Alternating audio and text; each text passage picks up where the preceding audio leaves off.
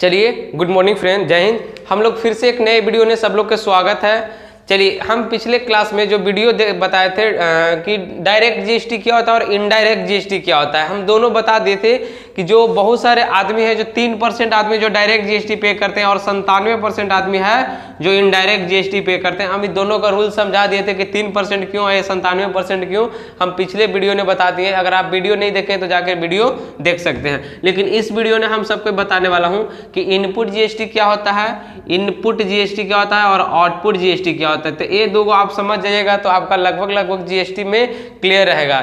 इसके बाद हम कंप्यूटर का फंडामेंटल स्टार्ट कर देंगे। तो आप लोग चैनल पे बने रहिए और फंडामेंटल का क्लास देखते रहिए और चैनल को सपोर्ट करते रहिए। जिस दिन चैनल पर सब्सक्राइब आ जाएगा 2K, उस दिन हम लाइव क्लास स्टार्ट कर देंगे। 2K सब्सक्राइब का वेट है, उस दिन हम लाइव क्लास सबको के स्टार्ट कर देंगे। लाइव क्लास चलेगा कंप्यूटर का, जिसमें आप लाइव थ्योरी दोनों के लिए सुविधा हम देने की प्रयास करेंगे और उसमें आप 100% समझ में आएगा। तो जितना जल्दी सपोर्ट करके वहां तक पहुंचाइए।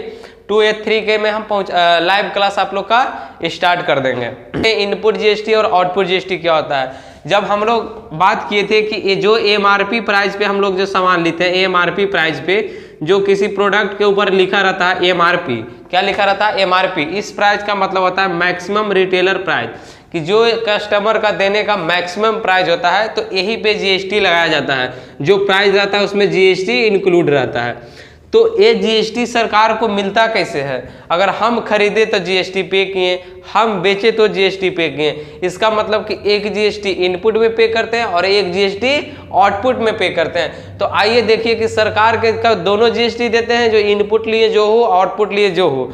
तो क्या होता है इनपुट, जैसे कि देखिए आप एकदम हिंदी मीडियम में समझिएगा, यहाँ पे कोई इंग्लिश लैंग्वेज में आपको नहीं समझाया जाएगा, एकदम हिंदी मीडियम में एकदम सरल तरीका से बताया जाएगा। देखिए इनपुट जीएसटी क्या होता है, अगर मान के चलिए आप कोई भी प्रोडक्ट किनते हैं जिसका प्राइस है 100 रुपया, ध्यान से समझिएगा कितना, 100 रुपया प्राइस है। ये जो जीएसटी आप जो जीएसटी लगता है वो हम लिख दिए हैं सीजीएसटी, एसजीएसटी और IGST, central goods and services tax और states goods and services tax और integrated goods and services tax. देखिए आप अगर कोई भी सामान का प्राइस 100 रुपया लेते हैं, कितना 100 रुपया, इसमें प्लस जीएसटी है 10%, कितना परसेंट, 10% है आपका जीएसटी, कितना है 30, इसका प्राइस हो जाएगा 110 रुपया। कितना हो जाएगा 110 रुपया। आप परचेस किए हैं जब किए हैं, कब, जब सामान को परचेस किए तो कितना दिए हैं, प्लस जीएसटी लगा के कितना दिए हैं 110 रुपया। जब ये हो गया यहाँ पे इनपुट जीएसटी, कौन सा जीएसटी दिए हैं, इनपुट जीएसटी। जब इस दो सामान को आप ले जाइएगा, जब सामान को आप सेलिंग कीजिएगा यानी सामान को आप बेचिएगा किसी अन्य कस्टमर से, तो इस सामान का जो 100 रुपया में किने हैं तो इसका यहाँ पे आप प्राइस कर सकते हैं 150 रुपया। यानी मान के चलिए कि आप 150 में वहाँ पे बेचिएगा। अब ऐसा थोड़े कि जितना ने किनिएगा उतना ही ने बेच दीजिएगा, नहीं, तो इस सामान को आप यहाँ पे बेचिएगा 150 में, कितना ने 150 में। अगर इस सामान को आप 150 में बेचते हैं तो बताइए 100 रुपया का जीएसटी अगर 10% लिए तो 110 हुआ, तो अगर हम 150 का 10% जीएसटी लेते हैं तो हमारा कितना होता है, तो यहाँ पे लिख देते हैं जीएसटी प्लस, अगर 150 का जीएसटी लेंगे तो कितना हो जाएगा 15 रुपया हो जाएगा, कितना 15। यहाँ पे अगर प्लस जीएसटी करके बेचेंगे तो 165 रुपया प्राइस हो जाएगा, कितना हो जाएगा 165। अगर जीएसटी लगा के देंगे तो बिना जीएसटी, अब तो जिसपे हम बोले कि जिसपे एमआरपी प्राइस लिखा हुआ रहता है जो भी प्रोडक्ट पे, उस पे जीएसटी इंक्लूड होता है।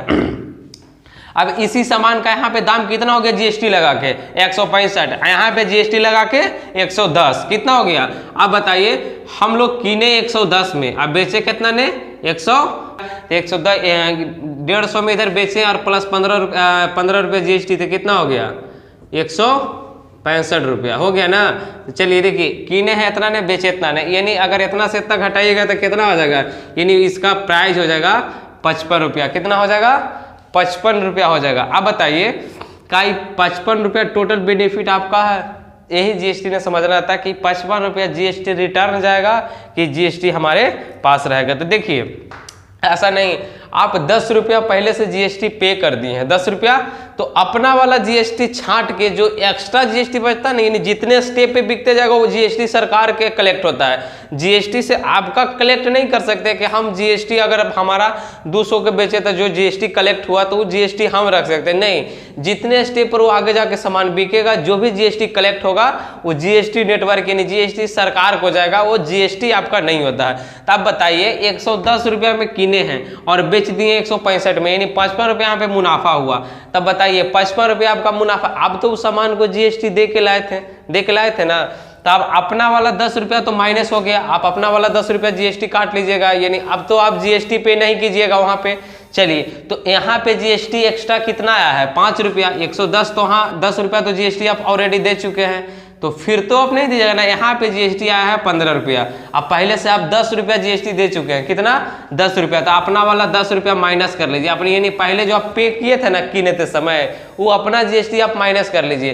तो अगर 15 में से 10 माइनस कर लीजिएगा तो कितना आएगा 5, यानी 5 रुपया और सरकार के, अगर आप 55 रुपया यहाँ पे रख लेते हैं तो इसको जीएसटी घोटाला बोलते हैं। इसको आप 55 रुपया रख लेते हैं तो आप जीएसटी के घोटाला करते हैं। तो इसमें से आपका 55 माइनस 5 यानी 5 रुपया सरकार को यहाँ भी जीएसटी देना पड़ेगा, क्योंकि ये आपका कस्टमर जीएसटी पे किया है, आपका प्राइस बढ़ने के कारण 5 रुपया एक्स्ट्रा जीएसटी लगा, तो ये जीएसटी किसका चल जाएगा सरकार के। तो आपका बेनिफिट कितना हुआ 50 रुपया, किने 110 में बेचे कितना ने 150 में, तो यानी आपका 50 रुपया, हाँ किने 100 रुपया में बेचे 150, यानी 50 रुपया आपका बेनिफिट हो सकता है, जीएसटी से फायदा हो सकता है आपका। ये नहीं कि आप जीएसटी ही रख लीजिए, अगर आप यहाँ पे 55 ही रख लेते हैं तो इसी को बोलते हैं जीएसटी घोटाला, ये आपका ब्लैक मनी कहलाएगा। तो आप ये नहीं रख सकते हैं, अगर रखते हैं तो दिक्कत प्रॉब्लम भी हो सकता है। और आप लोग कंटिन्यू, अगर आई होप इस सबको वीडियो ये स्टेप सही क्लियर समझ में आया होगा, तो सबको से रिक्वेस्ट है कि एक एक कमेंट करके यस या नो का आप रिप्लाई दे सकते हैं, ताकि अगला वीडियो हम और सुधारने की बेहतर से बेहतर प्रयास करें। क्लियर, चलिए तो आप लोग चैनल पे कंटिन्यू बनी रहिए, जो किस्मत में होगा चल के आएगा, और जो हमारा किस्मत में नहीं होगा वो आकर भी चल जाएगा। तो मेहनत के अलावा आपके पास कोई दूसरा रास्ता नहीं है कि जिसे आप खुद को बदल सकते हैं। If you believe in your self, खुद पे विश्वास रखिए और आप लोग चैनल पे बने रहिए, पढ़ते रहिए। और नेक्स्ट क्लास से हम लोग कंप्यूटर का फंडामेंटल स्टार्ट करने जा रहे हैं। अगर एक आध क्लास और बच गया होगा जीएसटी के एक दो क्लास, तो हम देने की प्रयास करेंगे, और हम लोग इसी पे फंडामेंटल यानी कीबोर्ड, रैम रोम, सारा चीज़ कंप्यूटर से रिलेटेड जानकारी ले सकते हैं इसी चैनल पे। बाकी ऑफलाइन क्लास के लिए अगर आप जहानाबाद बिहार में कहीं हैं तो ऑफलाइन क्लास के लिए आप संपर्क कर सकते हैं, डिस्क्रिप्शन में आपका सारा डिटेल्स मिल जाएगा, वहाँ पे आप संपर्क कर सकते हैं। चलिए, तो अगर आप चैनल पे नए हैं तो चैनल को सब्सक्राइब कर दीजिए, वीडियो अच्छा लगे तो वीडियो को लाइक कर दीजिएगा। चलिए, जय हिंद दोस्तों, मिलते हैं नेक्स्ट वीडियो।